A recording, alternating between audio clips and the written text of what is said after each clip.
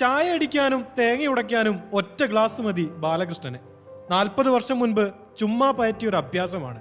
ഇന്ന് വാക്കത്തിയോ കല്ലോ ഒന്നും വേണ്ട. ഒറ്റ ഇരിപ്പിന് ഒറ്റ ഗ്ലാസ് കൊണ്ട് എത്ര തേങ്ങ വേണമെങ്കിലും ഉടയ്ക്കും. ഗ്ലാസ് പൊട്ടില്ല. അത് ബാലകൃഷ്ണന്റെ കോൺഫിഡൻസ് ആണ്.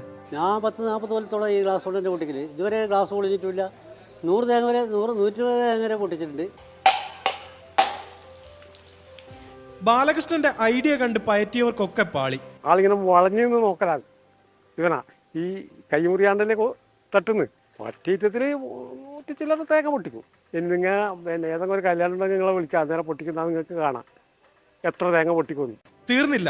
തോടോ പുഴയോ ആകട്ടെ, ഒറ്റ മുണ്ടിൽ ഒറ്റ കിടപ്പാണ്. എത്ര വേണമെങ്കിലും ഒഴുകും, മുങ്ങില്ല. അതും ബാലകൃഷ്ണന്റെ കോൺഫിഡൻസ്.